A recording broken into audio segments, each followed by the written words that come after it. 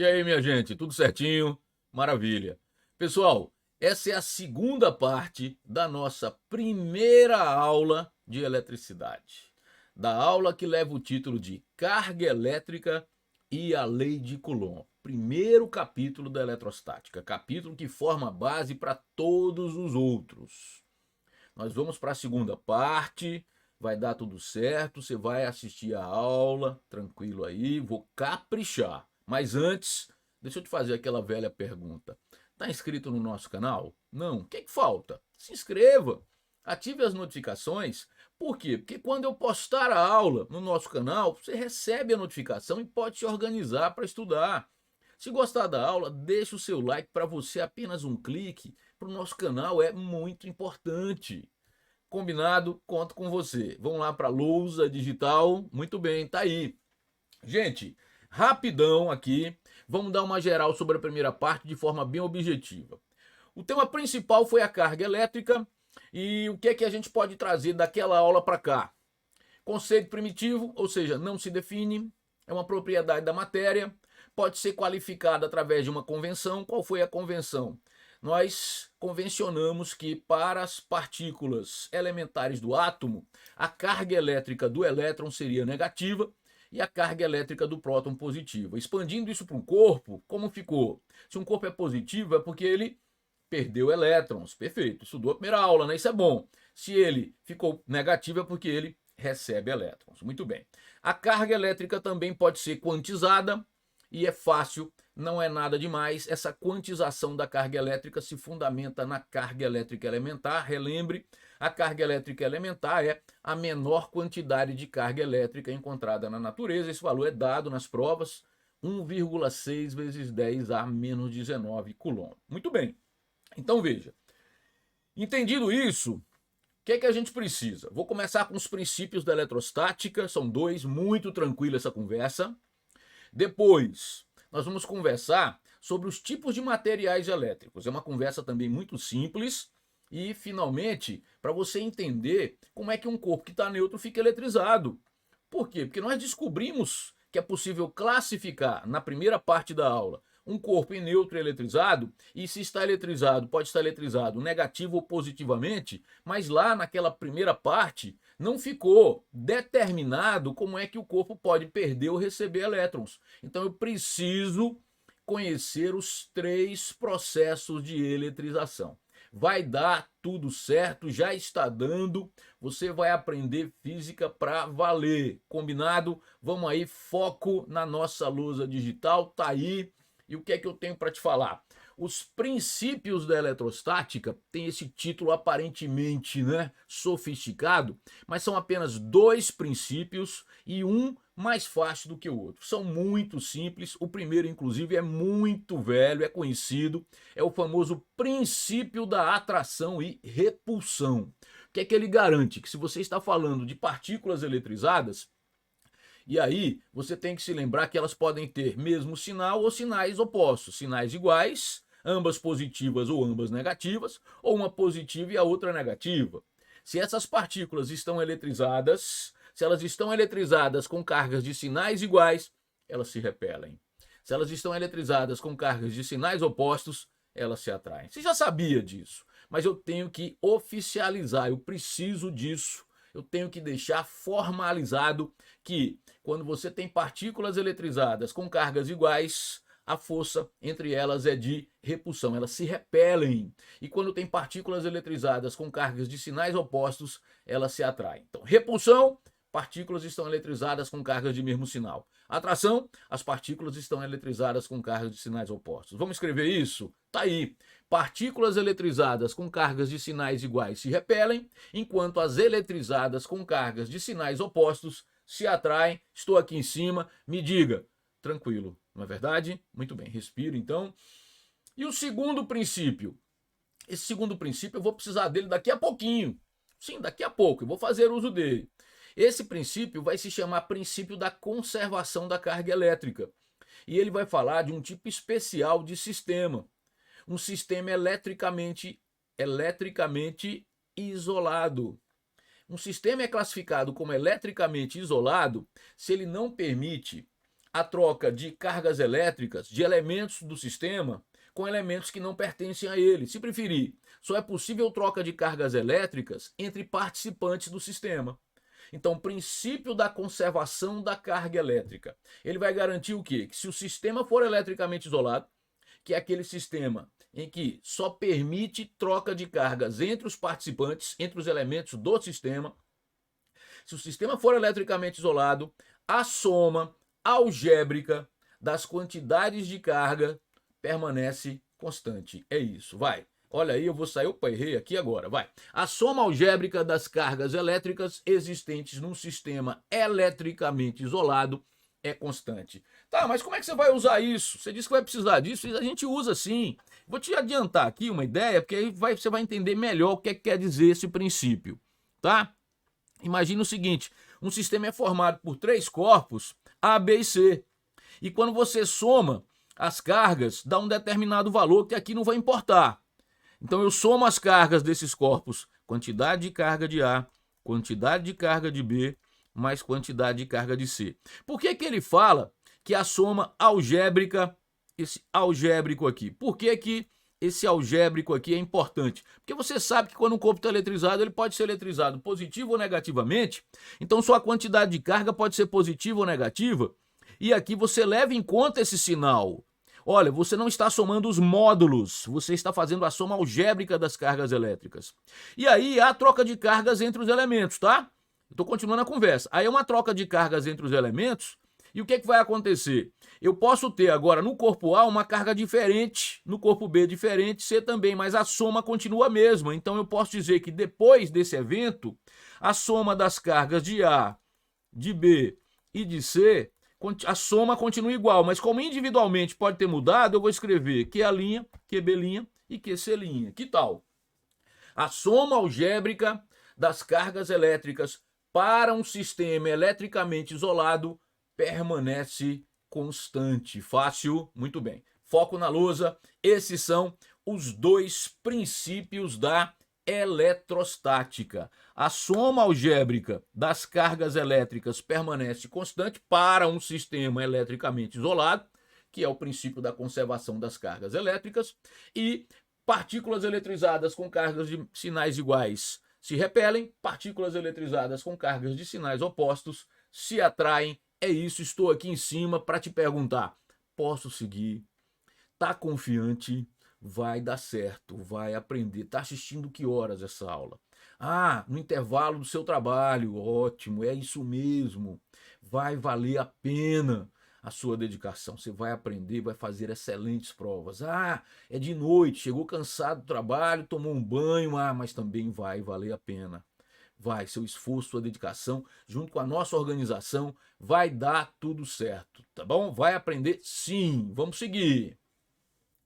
Os materiais elétricos para a nossa parte da eletricidade, esses materiais vão ser classificados em 2 possibilidades, pessoal, 2.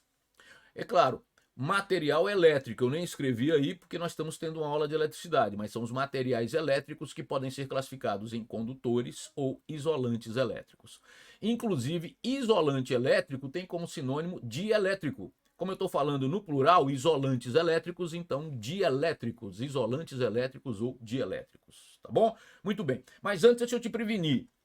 Isso é uma visão bem simples dos materiais elétricos, porque você, quando vai estudar, não a nossa parte do assunto, mas uma física mais exigente, buscando não só fazer Enem, vestibulares, você está buscando um estudo mais específico, você vai estudar, vai conhecer semicondutores, vai conhecer supercondutores, mas para o que a gente precisa, nós vamos apenas precisar de materiais isolantes elétricos ou condutores elétricos. Se você conseguir definir o que é um condutor elétrico, você sabe o que é o isolante. É só negar a definição. É igual a movimento e repouso. Se você definir o que é movimento, se você nega isso, é o repouso. Para um determinado referencial, se as posições de um corpo mudam no decorrer do tempo, esse referencial classifica o corpo em movimento. Se as posições não mudam, negou. O referencial classifica o corpo em repouso, concorda? Não é simples? Pronto, a mesma ideia aqui. Eu vou definir condutor elétrico e você já sabe que se negar o conceito de condutor, você tem o isolante elétrico ou dielétrico. Vai, foco na luz, eu não quero te atrapalhar, foca aí, certo? Vai escutando, deixa soar bem. Vai, ó, escuta concentrado.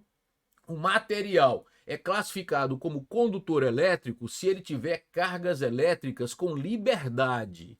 Então, condutores elétricos são materiais que possuem portadores de carga com liberdade de movimento. É isso. Você fala, ih, complicou. Não, deixa eu terminar.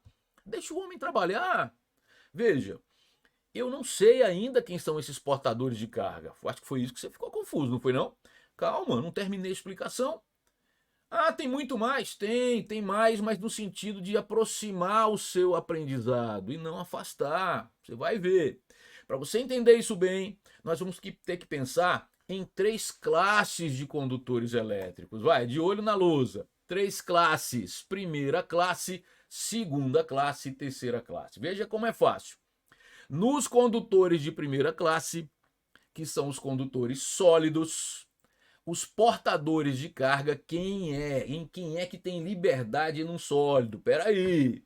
Você se lembra que quando as moléculas estão no estado sólido, as forças de coesão molecular são muito intensas? Forças de coesão molecular, relembrando, são forças entre moléculas da mesma substância. Essas forças são muito intensas, isso quer dizer que pequena liberdade de átomos, moléculas e íons. Eles apenas vibram em torno de posições de equilíbrio. Isso quer dizer que num sólido, se alguém pode ser livre, só resta quem? O elétron. Mas para não confundir com o elétron que está orbitando o núcleo de um átomo lá na eletrosfera, você vai encaixar um sobrenome, vai ser elétron livre. Ah, eu pensei que o elétron livre era em todo caso. Não, vejam, no condutor de primeira classe que são sólidos. E que materiais sólidos têm uma quantidade de elétrons livres suficiente para que possam ser classificados como condutores? Bom, um é o grande clichê do condutor elétrico, que é bom porque coincide, porque também é condutor térmico. Condutor térmico, será que tem a ver? Bom, vamos descobrir depois o que é o condutor térmico e a gente vai analisar se é uma coincidência ou se tem algum motivo comum. No momento, não estou falando do condutor térmico, estou falando do condutor elétrico, mas é verdade, os dois, veja, o condutor elétrico e o condutor térmico, eles têm situações que são clichês, manjadas. O clichê não é ruim se você usa para entender melhor o assunto.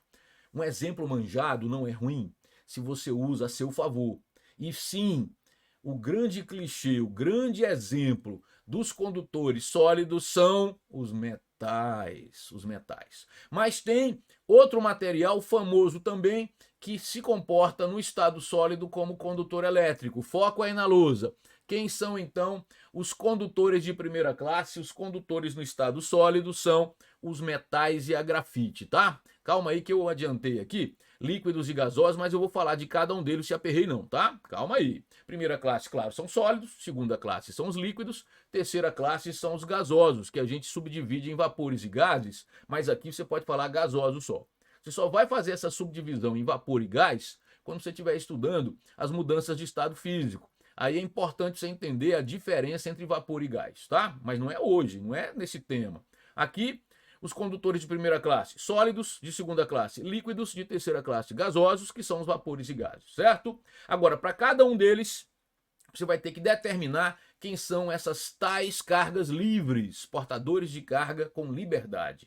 E para o estado sólido, necessariamente quem são esses portadores de carga com liberdade? São os elétrons, que para não confundir com os que estão lá na eletrosfera, você vai chamá-los de elétrons livres, ok? E que materiais no estado sólido têm elétrons livres em quantidade suficiente para que possam ser classificados como condutores elétricos? Os metais e a grafite, de olho aí na lousa de novo. Metais e a grafite são os condutores de primeira classe, os condutores sólidos. E quem são as cargas livres? Elétrons livres, perfeito. Os condutores líquidos são as soluções eletrolíticas, e nesse caso das soluções eletrolíticas, são soluções de ácidos, de sais e bases. Você estuda muito sim química, é verdade. Nessas soluções eletrolíticas, eu acho que está mais do que evidente que os portadores de cargas livres são íons, é verdade. E finalmente, nos condutores de terceira classe, que são os condutores gasosos, repito, são vapores e gases. Você pode ter tanto íons como elétrons, e são os gases ionizados. Íons e elétrons são cargas possíveis de liberdade. Estou aqui, não tem estresse.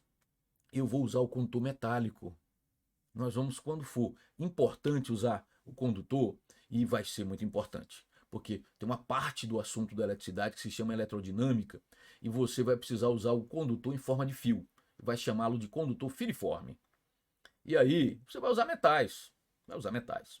Agora, para uma aula que é, escute, densa, que é a nossa aula, porque ela é densa no sentido de não deixar você afundar, a aula tem que ser mais densa, não é assim? Quando você está num fluido que é mais denso do que você fica flutuando. É só uma metáfora, tá, gente? Então aí, o que acontece? Numa aula densa, para quê? Para te proteger, uma aula que te dá segurança para estudar a teoria.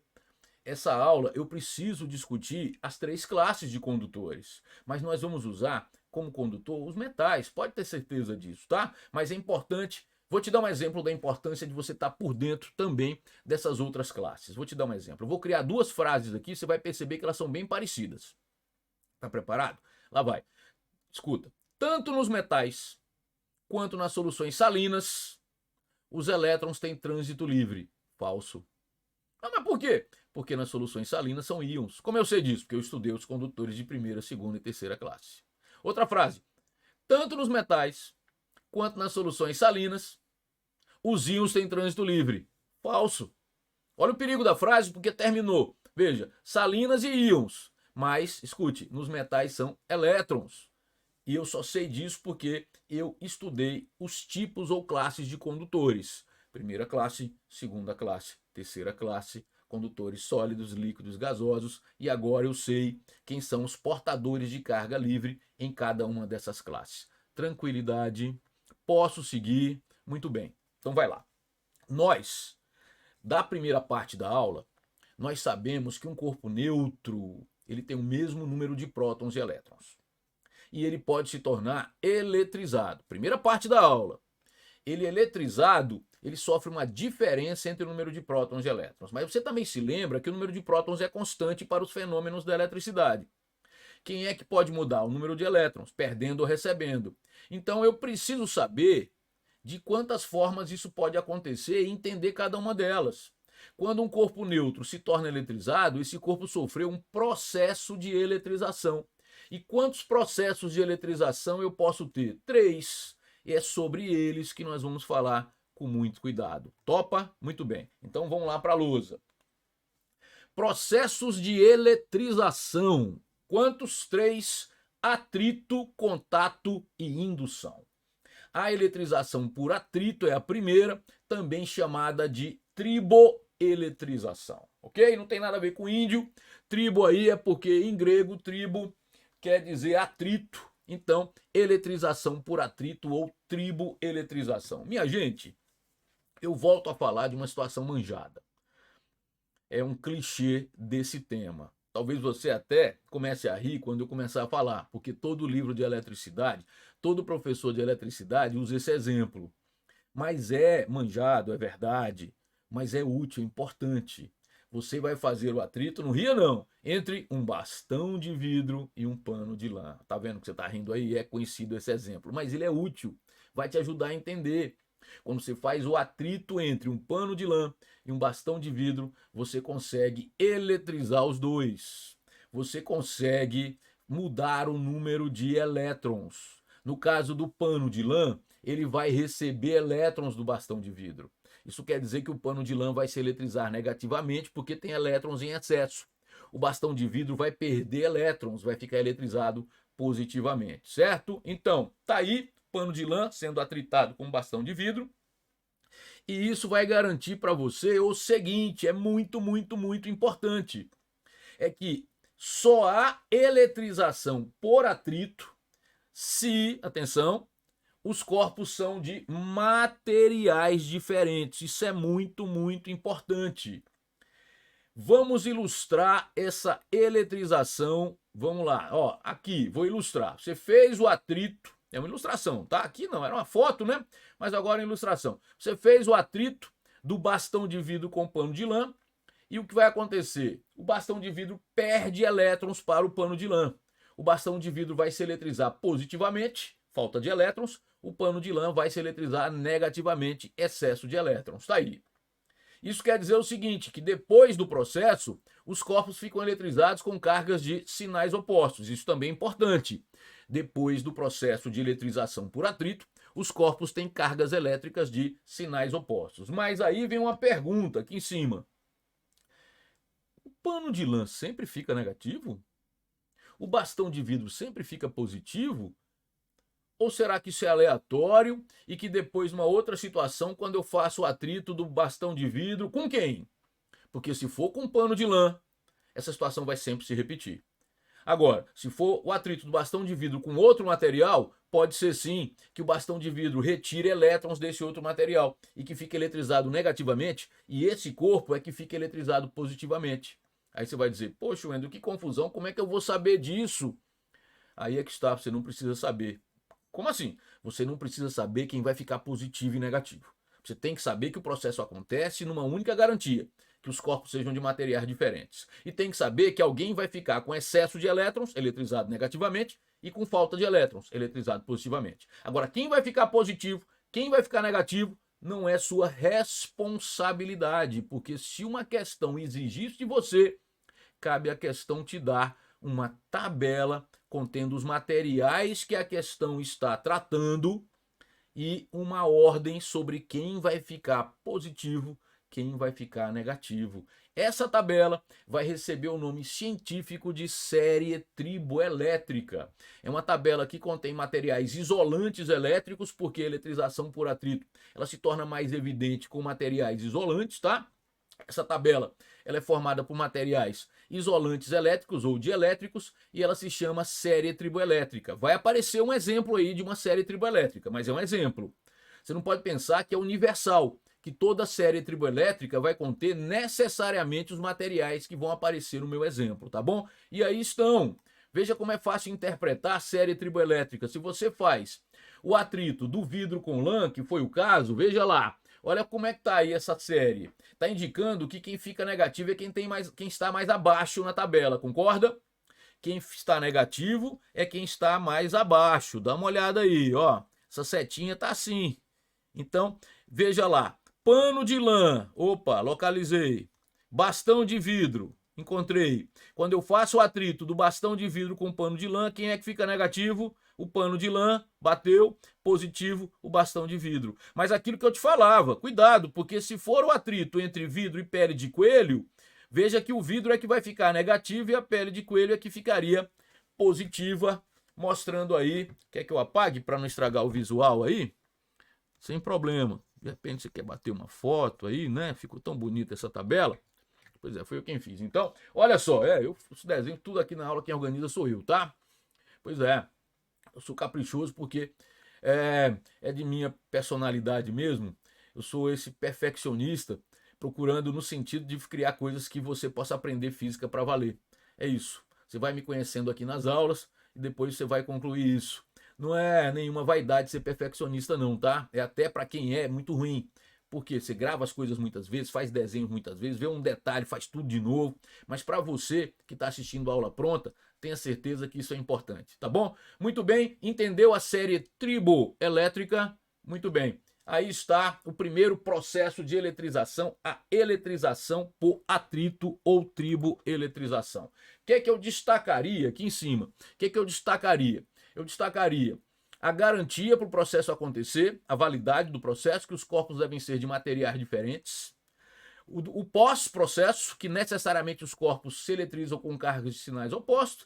E essa história de que se você precisar determinar quem fica positivo e quem fica negativo, vai sim a questão te dar uma tabela que você vai chamar de série triboelétrica. Combinado? Posso seguir? Tá bom esse ritmo? Muito bem, então vamos lá para o segundo processo, que é a eletrização por contato. E aí, diferentemente da eletrização por atrito, é mais comum você fazer o contato de materiais que são condutores elétricos. Sim, sim, tanto que o caso particular vai ser esferas condutoras idênticas. Diferentemente da eletrização por atrito, você pode ter materiais iguais. Agora, o processo só vai acontecer se pelo menos um dos corpos estiver eletrizado. Se pelo menos um dos corpos estiver eletrizado. E aí, para ficar legal, eu vou fazer o processo com o corpo eletrizado positivamente um corpo neutro e depois o processo com o corpo eletrizado negativamente um corpo neutro. Combinado? Então, de olho aí. Essa é a situação desses corpos antes do contato. A está eletrizado positivamente, é positivo, tem falta de elétrons, B está neutro. Eu faço o contato dos dois e aí o que vai acontecer? Como os materiais são condutores elétricos, esses elétrons têm liberdade, os elétrons livres, e eles vão passar de onde para onde? Próton não muda de lugar. Esses sinais de mais não representam prótons, representam falta de elétrons, tá? Então, o que vai acontecer? Elétrons vão passar de B para A, isso, elétrons passam de B para A, e aí, o que vai acontecer? Quando o B perder elétrons, ele vai ficar eletrizado positivamente também. Porém, claro que ao receber elétrons, a sua falta de elétrons diminui, mas não o suficiente para que ele fique neutro, tá? Isso quer dizer que depois do processo, os corpos se eletrizam com cargas de sinais iguais. Sinais iguais.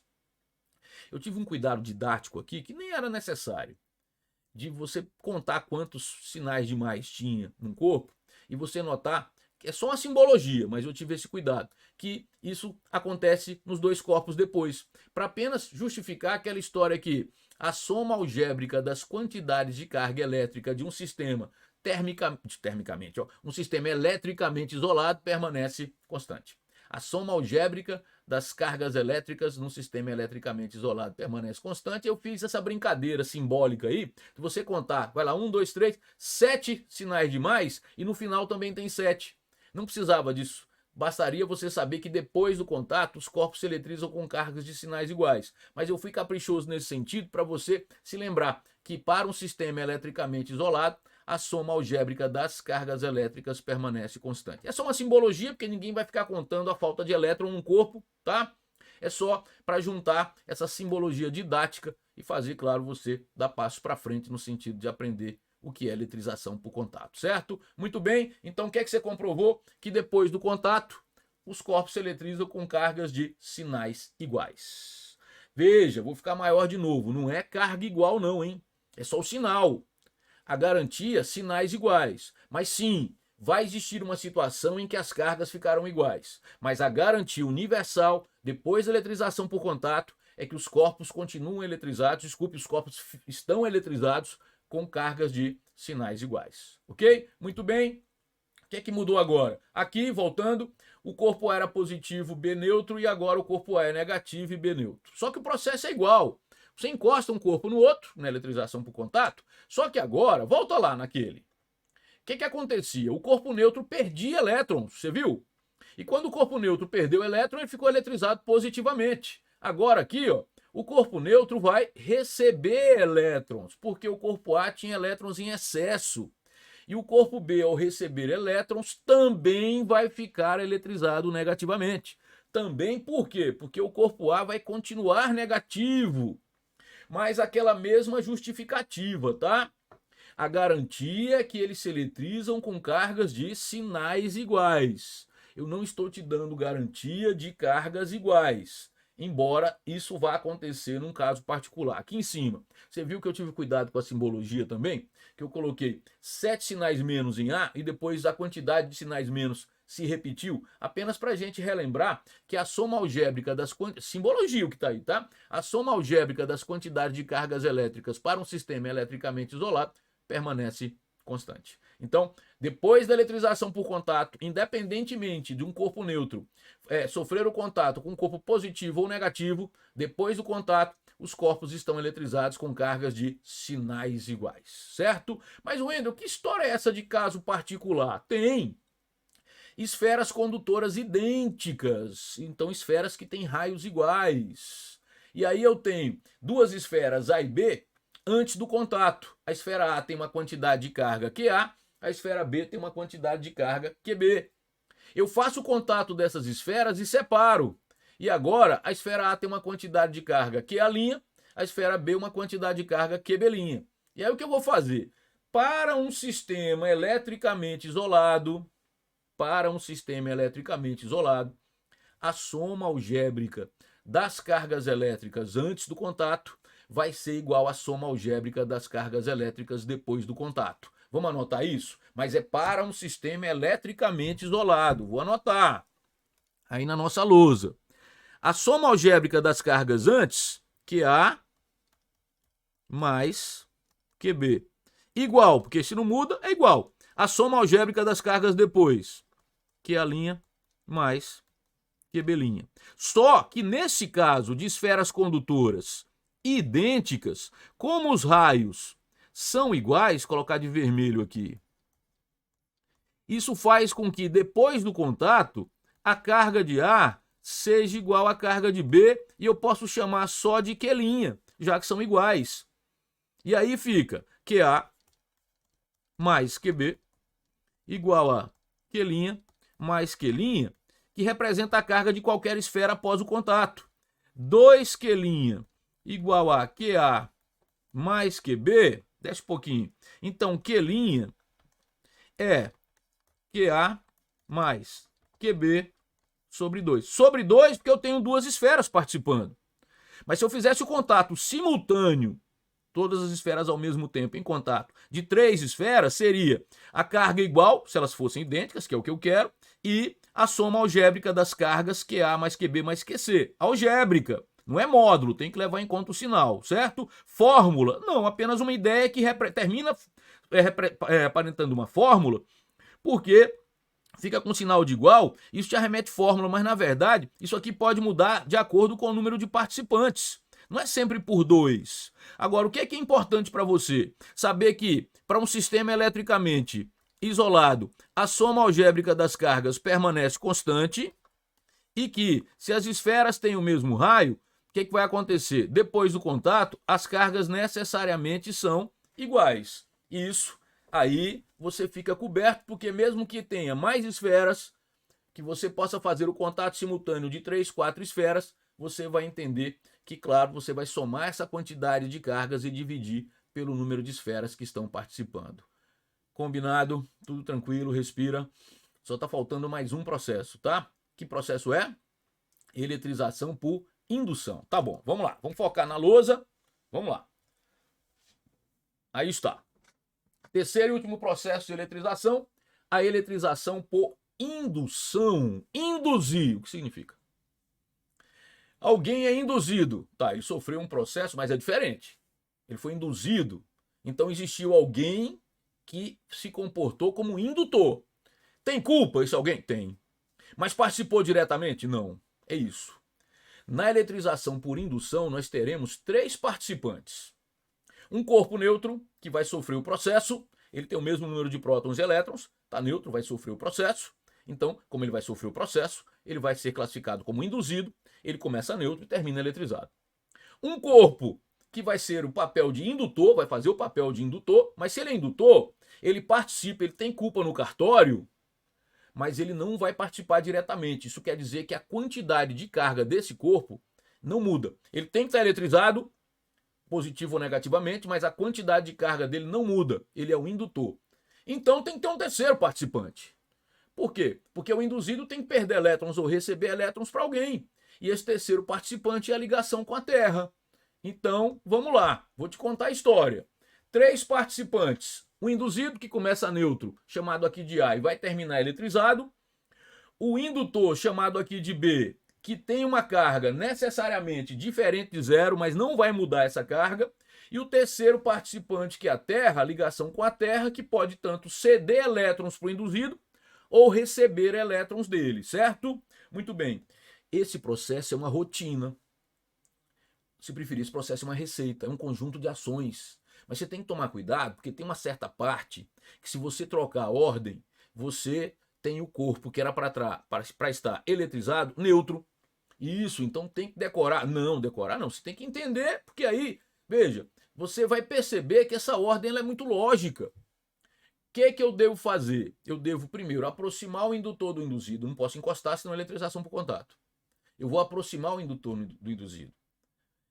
E aí o que vai acontecer? O induzido, que é um corpo neutro, ele vai sofrer uma mudança. Não vai ficar eletrizado, não. Mas ele vai sofrer uma mudança interna. E aí eu vou chamar a Terra como participante. Vamos lá conhecer essa rotina? Tá quase acabando essa parte, tá?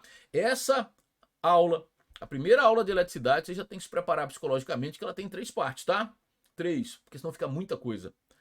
Fica muita coisa. Agora, você assistindo essa segunda parte, o que vai ficar faltando para a terceira e última é só a lei de Coulomb, que eu preferi separar para dar tempo de você descansar, estudar essa parte, mas vai ser show de bola também, certo? Então, dessa segunda parte, a última discussão é essa eletrização por indução. Vamos fazer no capricho? Então vamos lá.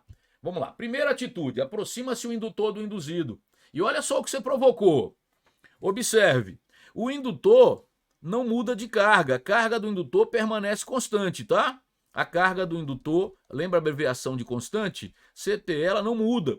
Agora, o que aconteceu é que o induzido continua neutro, porque ele não perdeu nem recebeu elétrons de ninguém, mas ele aproxima. Veja só, preste atenção, porque tem uma ideia errada aqui, tá? Tem cara que acha que os prótons vão para um lado e os elétrons para o outro. De forma alguma. Próton não muda de lugar, não. Nós já conversamos sobre isso. Isso aqui é falta de elétrons porque os elétrons se aproximaram do indutor. Os elétrons se aproximam, então onde eles chegam fica com excesso e de onde eles saem fica com falta. Então há uma polarização do induzido que, se eu afastar o indutor, ele se despolariza. Isso quer dizer que, se eu tenho interesse do induzido nessa configuração, eu tenho que manter o indutor aqui. Por isso que o próximo tópico tem que ser na presença do indutor. Ó, na presença do indutor, eu vou chamar a ligação com a Terra.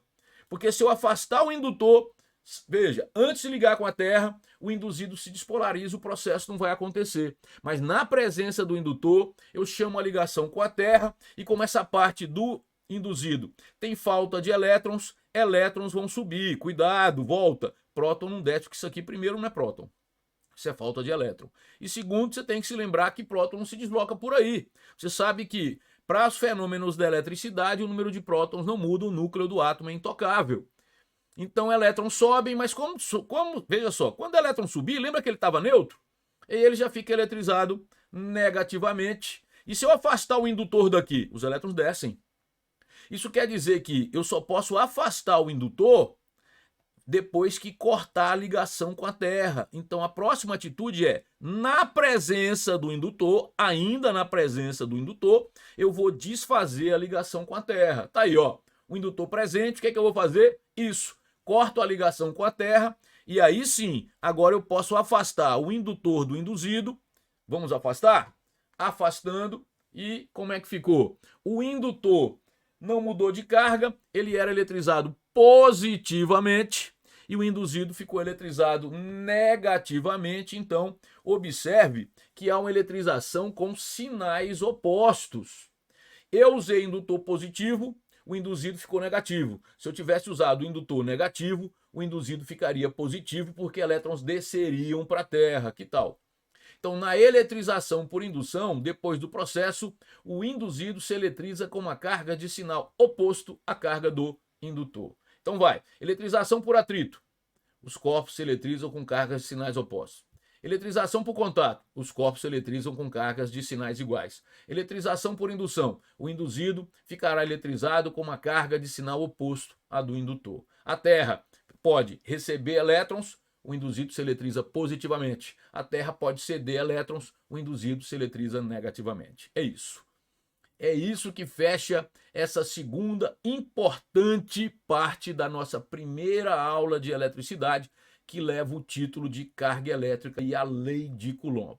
A terceira e última parte eu vou focar na lei de Coulomb, que é a força elétrica entre cargas pontiformes. O que é que você pode fazer?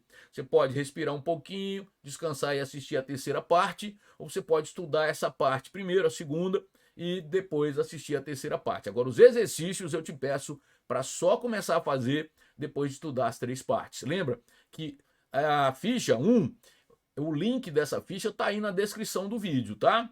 Muito bem. Posso encerrar a aula? Ficou tranquilo? Muito bem. Tá tranquila? Ótimo. Deixa eu te perguntar. Tá inscrito no canal? Se inscreva. Ative as notificações. Gostou da aula? Deixe o seu like, a gente agradece. Pessoal, eu desejo a você um excelente estudo. Vou ficando por aqui, desejando também que você tenha gostado da aula, deixando o like, ok? E a gente se encontra na terceira e última parte dessa aula, tá bom? Forte abraço!